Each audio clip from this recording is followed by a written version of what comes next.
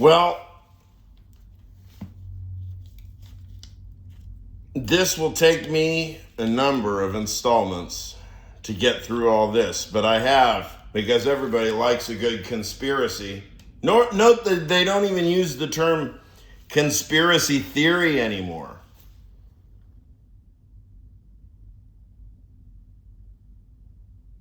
Or do they? I don't know. Don't they use the term something like conspiracy something or other?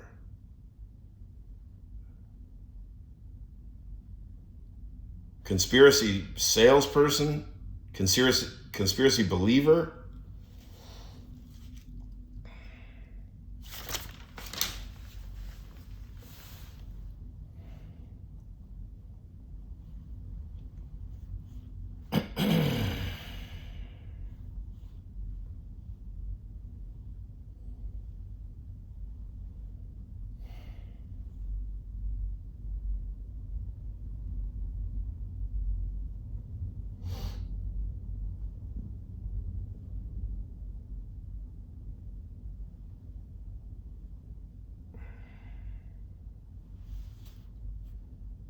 Well, that's what Google gives me. Conspiracy. A secret plan by a group to what? To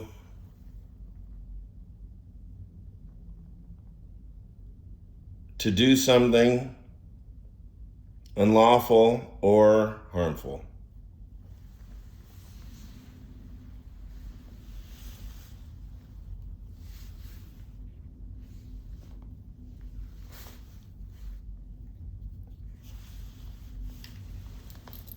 The conspiracy of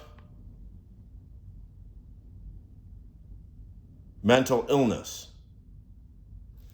The conspiracy of addiction. And the conspiracy of live streaming. Now, I don't know. The live streaming is just as much a conspiracy as the other two.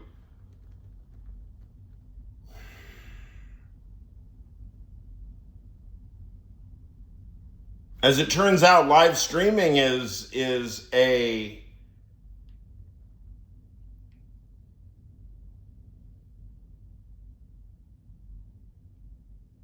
social class-based privilege. It's not coextensive with the First Amendment because live streaming is a technology and very, very few people have access to it. Very, very few people have the right to it.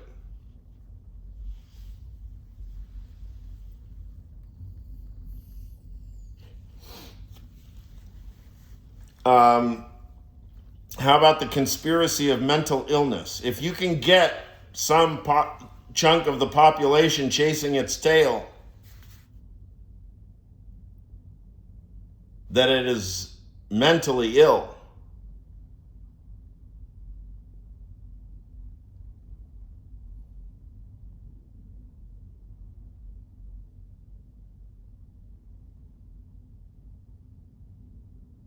If you can make somehow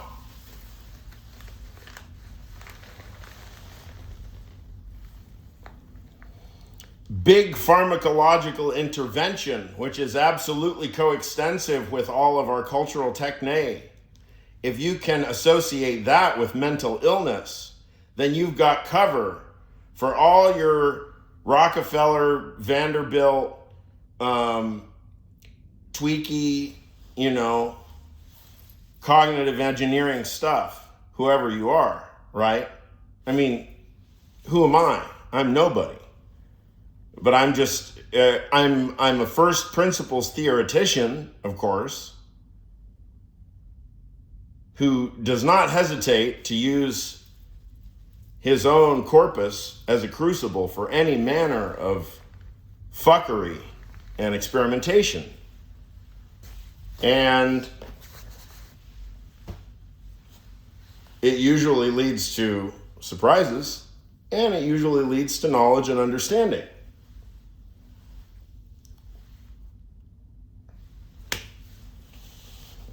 Now, I know enough about Big Pharma and the technique of information to know that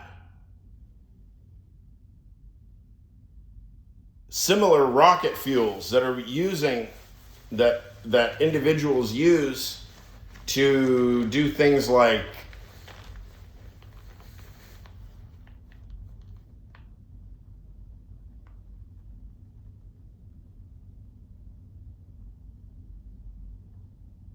break world records in physical achievement.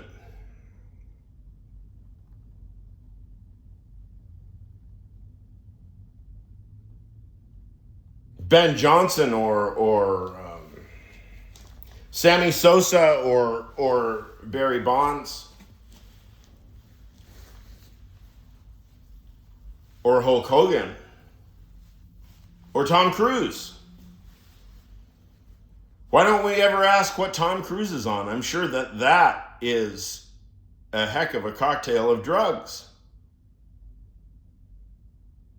High performance life like that.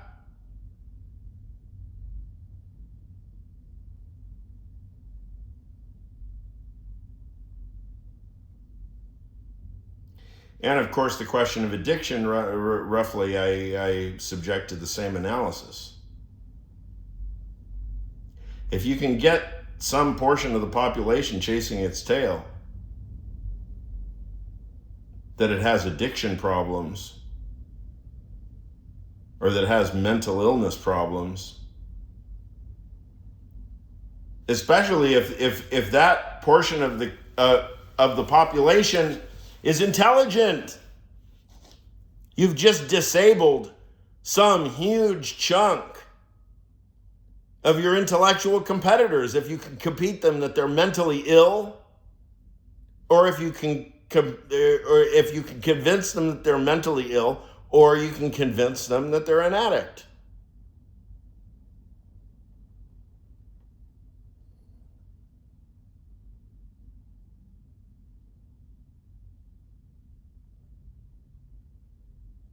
When the reality behind psychotropic pharmacological intervention at the level of Big Pharma and FDA approval, we're talking about bona fide, intentional, individually directed mutations.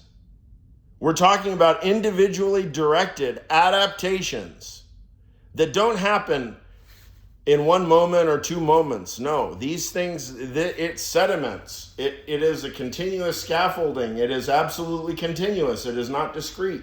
It is not punctuated. The whole thing just has to sit and cook under certain pharmacological conditions for a number of years. And the further you go down some particular path of pharmacological intervention, the more your mind deviates from whatever the standard baseline is, if there even is such a thing.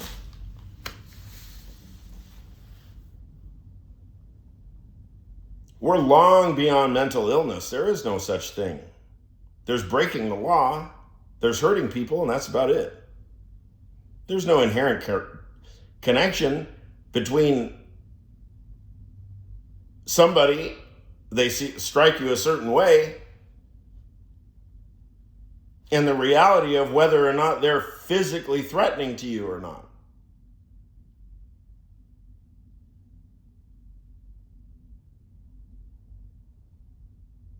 It's not a question of mental illness or physical illness. It's more a question of physical illness, actually.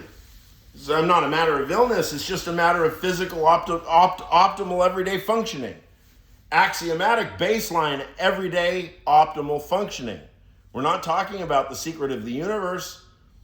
We're not talking about enlightenment. We're just talking about the basics of getting you through your day.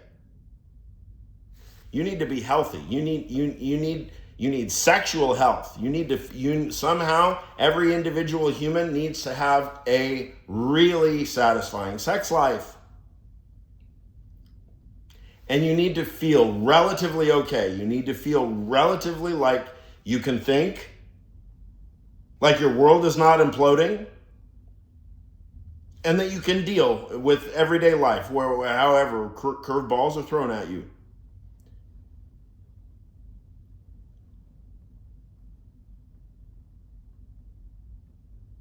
And probably you need some kind of spiritual component. If there's sex, drugs, and rock and roll, I say, well, it's rock and roll, music, whatever. Music, poetry, some spiritual component. Really something that ties you to the continuity of life. Hopefully something that ties you to the continuity of your life with other people. You live not in the same house. Not that I'm the model, but I mean, look, yeah, I'm alone in my house. Many of us are alone in their house. And I think many of us need space. We need alone time. Anyway, we feel disgusting because you get too close to somebody and you feel self-conscious because you piss them off, because your farts go a certain way or the sound of your chewing goes a certain way or whatever. Okay. I don't really see that. I mean, why should that be a problem? But, the idea that we don't want to actually get out and somehow, get out of the house or bring people over to the house and somehow, as mature adult individuals, figure out who we can fuck and how, have sex with, right? On the one hand, we're very sexually immature because everything automatically is like halfway breaking the law. Just to be an adult and to have one way or another. If you're an adult and you're a man, or let's say, if you're an adult man, you've got moral troubles. You've got moral, ethical troubles, and no matter what, if you need to have sex, you want to have sex, whatever, you have sex drive, you're gonna feel like you're getting involved in all kinds of moral difficulties. Because male sexual response is extraordinarily aggressive. It's very easy for it to look violent. Especially not physically, but verbally. Can seem violent. And, quite often it is. Certainly nobody wants to hear any apologies for Harvey Weinstein or, sons of bitches who are immature anyway. So, if you're an immature adult, the only way that you can figure out how to get laid is to put somebody in an awkward situation. I've certainly done that. My fair share through my 20s and 30s. Oh my God. It's the rule. Get yourself, as a man, into a situation with a woman that you want to have sex with, where it's just you two alone, and then you start getting assertive or aggressive, right? Now, hopefully it's gotten to a certain point where you're still in a circumstance, you find yourself two individual adults making decisions that get them into a situation where they're alone together. Hopefully that indicates some degree of mutual agreement. Being on the same pageness, but it doesn't. Not necessarily, of course. Many men know. All men know. All men know this. We know. You get into. We've been there hundreds of times. You get into a situation. First of all, your dick is rock hard, and everything gets pretty, all the physiological responses, your heart rate, everything. And then all of a sudden, it's not happening, right? Okay, well that that's certainly nobody's to blame that it's not happening. I mean, 99% of sex is more or less that it's not happening, right? That's a big relief as an adult, knowing that 99% of the time it's not happening. Probably you're going to make an ass out of yourself one way or another. That's really liberating.